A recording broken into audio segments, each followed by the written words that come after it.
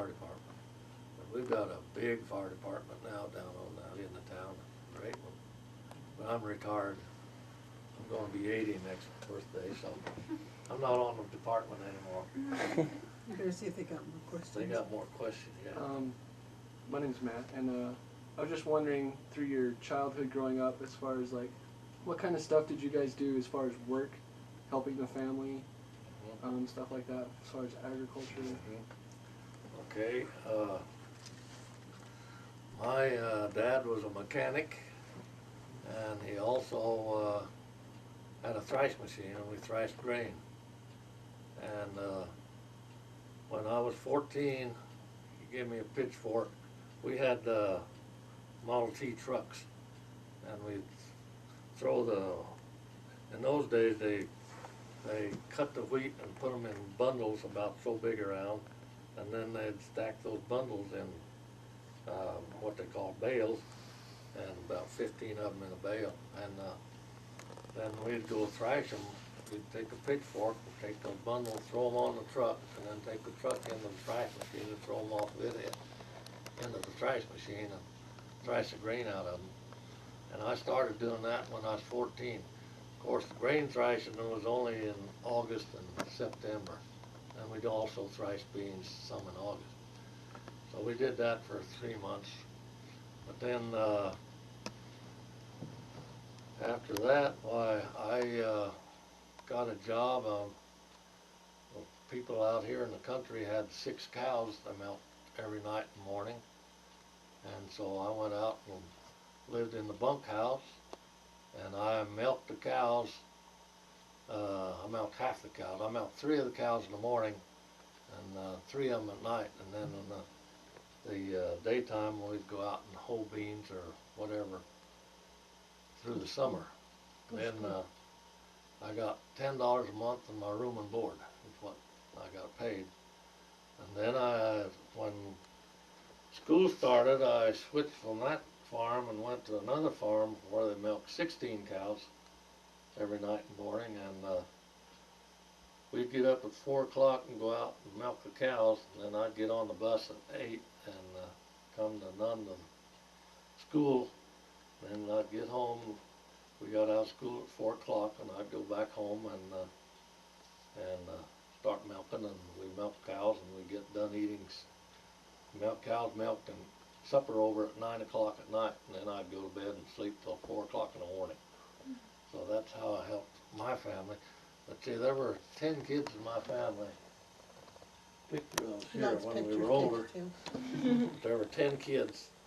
The youngest boy died when he was a year and a half old, so actually 9 of us grew up together.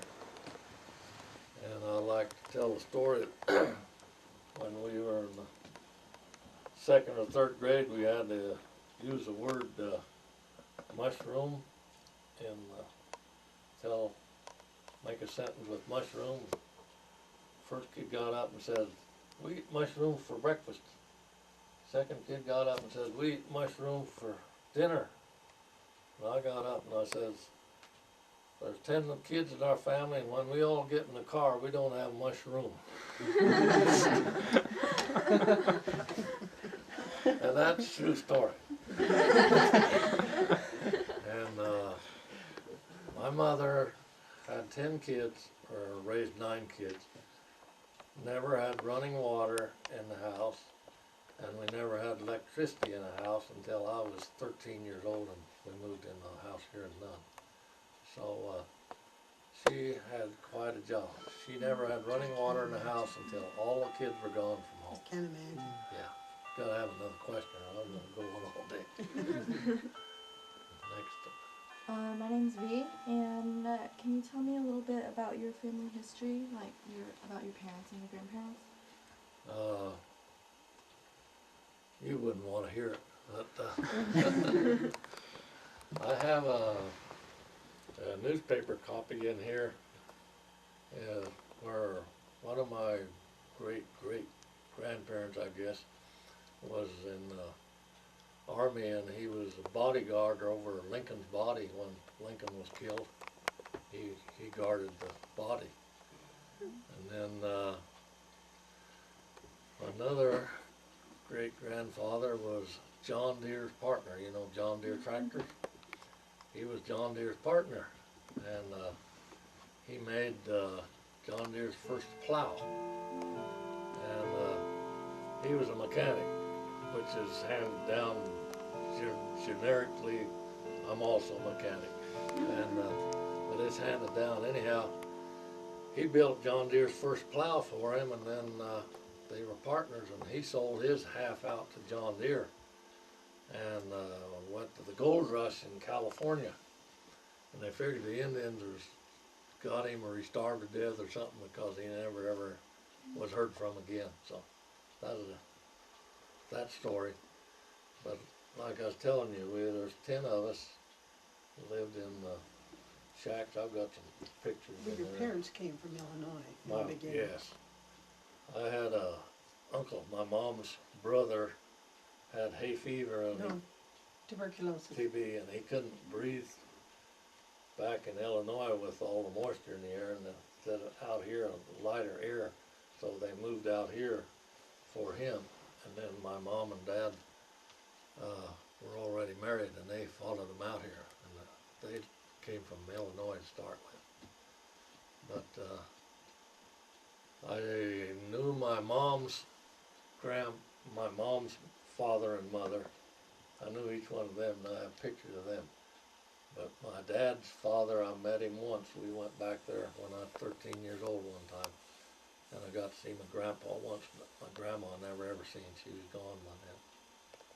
But that's the story of our family. And my dad did try a little farming, and when we moved to Nunn, a diesel shop down here, which is still being run, he bought it, and he overhauled cars and everything, and we worked in and learned to be mechanics too. When I was first married, well, I tried it, running a garage. Didn't do that very long. Next. Is that enough? Did you get enough story there? Didn't tell much about. He could go on and on about his family. But yeah, there's 7 boys and 3 girls. And 6 boys were raised, and we lived out in the country most of the time until I was 13, and with 7 boys, and the neighbors would walk together, and we'd play baseball and all kinds of games at our homes. There was enough of us to play different kind of games. So. And we didn't have much to eat, but we had lots of rabbits. The country was full of rabbits and coyotes. My dad also hunted coyotes for a living. Coyote hide was worth $2 or $3 a hide, and so they'd kill the coyotes and skin them, and then sell the hides for fur coats and stuff back in the 30s. And then when we came to Nunn in 1940 or 41 in there, they had what they call rabbit hunts. And all the farmers and the town men would all get together here in town, take trucks and go out and completely surround a section of ground and with shotguns, and then they'd all walk into the center and they'd shoot every rabbit in there. When the circle got small enough that the shotgun shells might hurt the other people, they would just keep walking together, and the rabbits would run out between them, and then they'd shoot the rabbits as they went out. And somewhere in the house here, I can't find it, I've got a picture of a whole truckload of rabbits. Us kids would pick the rabbits up and put them in the trucks. And they sold the rabbits to a fox farm in Laramie, Wyoming, and the foxes ate the rabbits, and the hides they would take, they'd skin the rabbits and sell the hides for fur coats, and make fur coats and stuff back in those days. So that's another way we made a living. So, my name's Madigan. Anyways, as far as, like, say your community, was your family like one of the biggest, or, I mean, did you have lots of big families like yours? Or?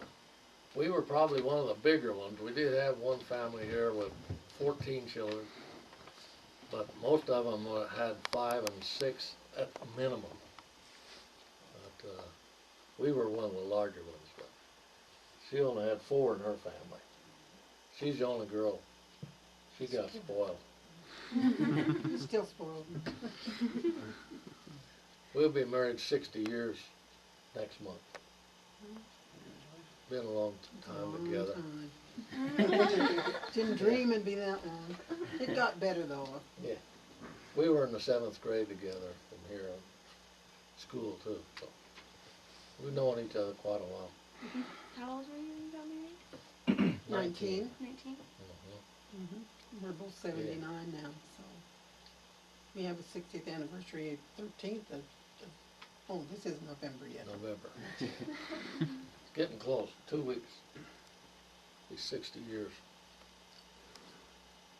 But, anybody else got a question? My name's Matt M, I guess. What are your memories of like the Great Depression and the Dust Bowl, and how did that affect life out here, and how did that change agricultural?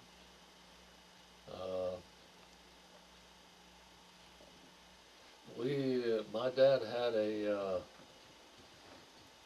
one-way, I called it a one-way in those days, and a John Deere tractor. Anyhow, when dust started blowing one year off of the farm, it blew it, and the one-way's got a lever on the back that probably it'd stick up just about this high. And the dirt flowed over the top of the one-way and everything, and the only thing you could see was that lever sticking out of the dirt. Completely covered the thing.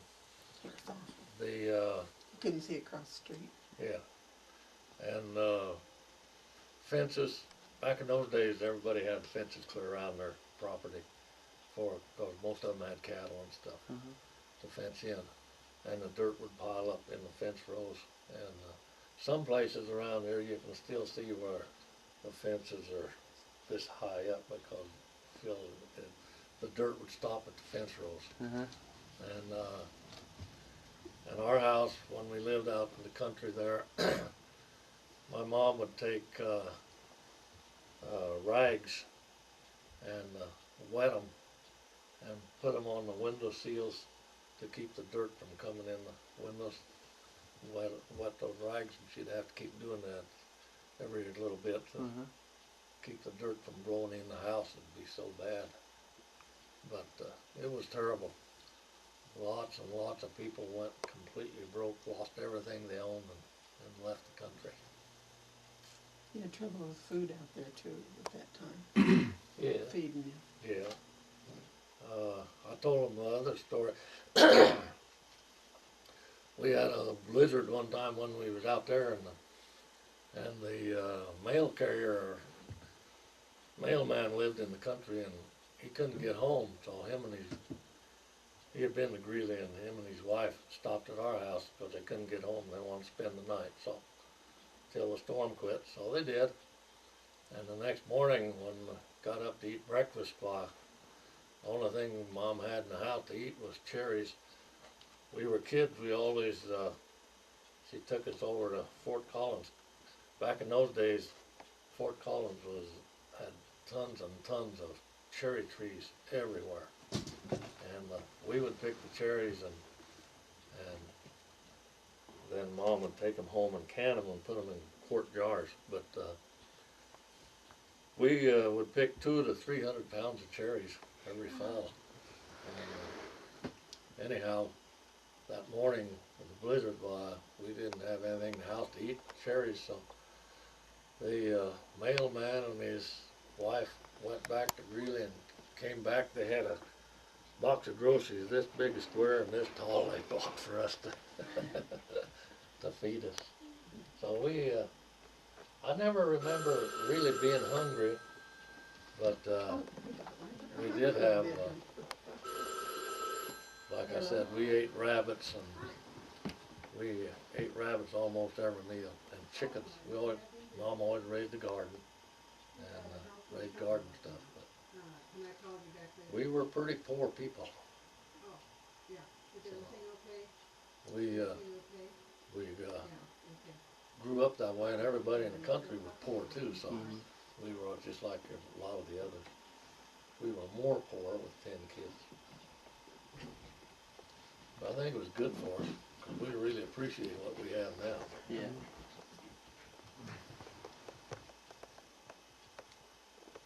Jennifer, everybody usually says that they can remember the moment they found out Kennedy was killed. Do you guys remember where you guys were and what you were doing, and did that affect anything out here when he died?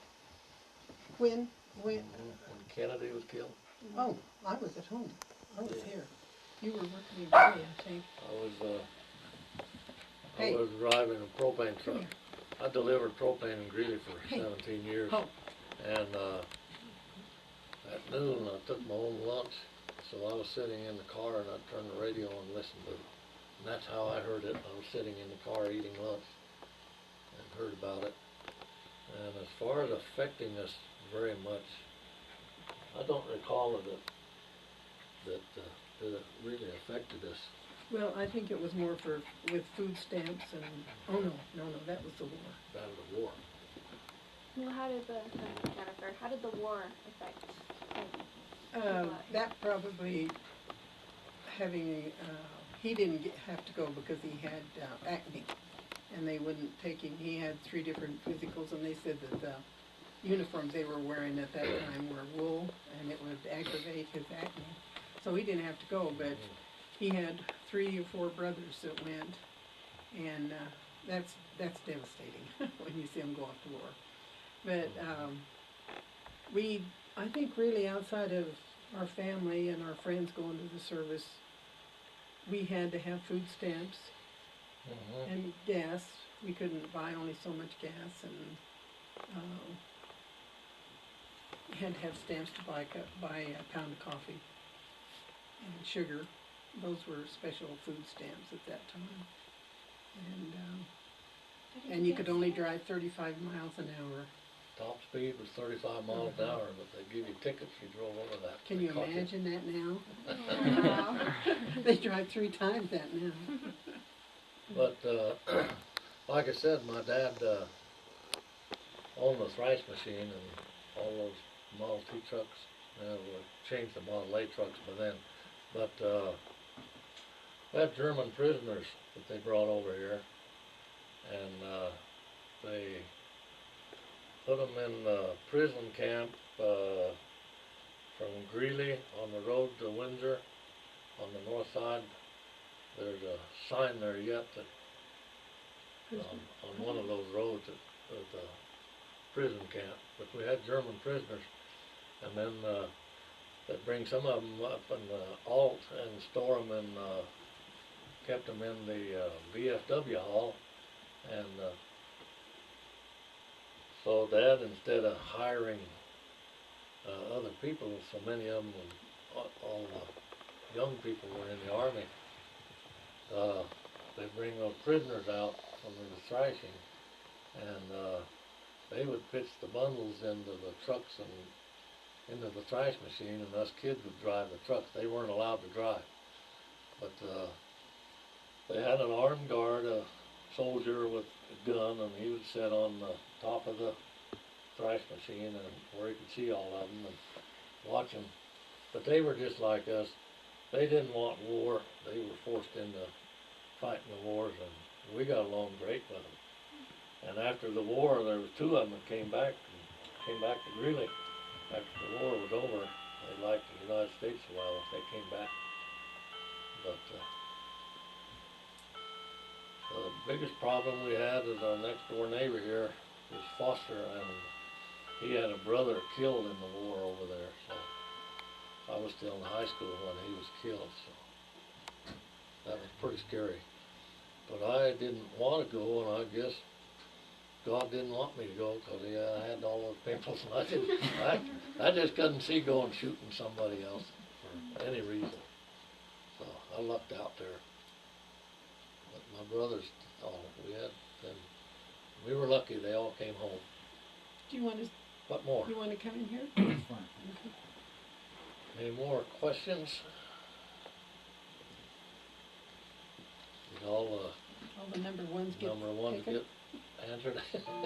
Well, I just feel bad because we all have the same questions. That's fine. We'll just pick up on some other things that have happened here. Can you talk about the when the coyotes were hunted, and then what happened after that? Yeah, I told them about We did the have- rabbits, okay. rabbit hunts. I mean, there's still questions, but we don't know if we should ask them or if they should ask them. There's a few No. questions left that we have that we'd like to. I would say just go right ahead, and then we'll pick it up in the second hour with other questions. So, So it's okay if we ask So- questions? Yes. Oh, 'cause I Oh, have I mean the questions. second group? Yeah. No, we won't do that because it would be just too hard to Oh, okay. transcribe it that way. Yeah. okay, so do we still have a while to ask? We have another 12 minutes, do we? Is that? 12. Another 12 minutes, yeah, for Okay. the first group. How do you, Your first name Jennifer, first, yes. Jennifer, how do you guys feel about how kids are being raised today versus how you guys were raised? We're glad we don't have any to raise now. Yes. Uh, the difference that I see is discipline. Kids nowadays are not disciplined like we were. My mom had a ring like this on her finger when we were that high. If you talked back or did anything you wasn't supposed to, well, she whacked you on the head with it. Really didn't hurt anything. Now I know what his problem is. And my dad had a razor. He used a straight razor, and he had a razor strap. And if we really got into trouble, he'd use that strap on us, and so we didn't get in trouble much. When they said something to us, we listened. And kids today now, we watch them walking up and down the street here. They have a bunch of them living in the schoolhouse up here. And, well, they're really not kids anymore. They're college people, but they do things that we would never have thought of doing. We would have been in jail forever. But we did do one thing one time. My dad had a harrow, if you know what a harrow is. It's a piece of farm equipment that's about 4 or 5 feet wide and 6 feet long, and it had little spikes on it, about so big, and they pull it behind the tractor and dug up the ground and dig out the weeds and stuff. And we played a game that we called horse. 2 of us would pull a wagon, and the other one would stand back and drive them, you know. And anyhow, we decided we would make a plow, so we took a hacksaw and we sawed that harrow in two, so it was just small enough we could pull it. Dad used a razor on me, razor strap on me for that. Well, them things were very expensive pieces of equipment. Well, of course, him being a welder, mechanic, he had a welder and all that stuff, so he just welded it back together and went ahead and used it. But I don't know, that kids just do things nowadays that we were taught that you was to be nice to the neighbor, be nice to everybody else, and do things for them rather than against them. And nowadays it seems like kids want to do things against them and fight each other so much. So that is a big difference, is the discipline that we had. And I don't know whether it was a discipline or the respect. We respected our parents. And Well, I think one thing, you lived out in the country where you made your own entertainment. yes, we made our own entertainment too. They never ever, if they went swimming, they went swimming in the ditch down by the Mhm. road or something. They didn't have any entertainment outside of what they had an old stripped down car that they ran all over Yeah. the prairie and chased coyotes and Let's see the picture of it. Model T stripped down, nothing but the engine and the frame and the wheels. And the oldest brother got it first, and as us younger ones grew up, why, we got to use it. They inherited it, wasn't that a lot? They thought it was, they had fun with it. But the police and people weren't as strict in those days either, because we lived on the corner down here, and we would drive it up to the corner and then go out in the country and chase the rabbits and the Raise coyotes cane. with it. And it would do 60 miles an hour. And we had what they called a port of entry up here, where the what do you call them? Highway patrolmen. There were 2 of them in there all day each, and they'd check all the trucks and the weights and everything as they came through town. Check all the license plates and everything, right on the corner up here. Well, they'd see us go out on the corner out there, and they knew we didn't have a license on that car or anything, no windshield or anything. So, but years later, when I was in the post office one day, one of them stopped in and he says, "You boys thought we were blind," but he says, "We didn't care as long as you kept that thing out in the country and didn't tear up anything, it was fine. But if you would have drove it on the highway, then we'd have caught you." Not nowadays. But not nowadays, you can't do that with anything. I had a 3-wheeler that I drove to work for 16 years, I guess. Now, it's against the law to have a 3-wheeler on the street still. The police will catch you, so that's a sad thing. Because we did get to do a lot of things that kids nowadays are not allowed to do. So, we were taught, by the time I was 5 years old, I was taught how to use a rifle. And one of the things was the barrel, when you had a gun in your hand, the barrel was sticking straight up, so that nobody ever, if it dropped or anything, it wouldn't hurt anybody. And we were allowed to shoot rabbits and everything. Like I say, that's what we lived on, was jackrabbits. We You gotta ate get more questions. lots of them. Yeah. More questions. Brett, what do you think of like all the new technology that you've seen developed throughout your life? Boggles our mind. We can't even run a computer. We don't even know how to turn one on. Computer we don't have, not interested in.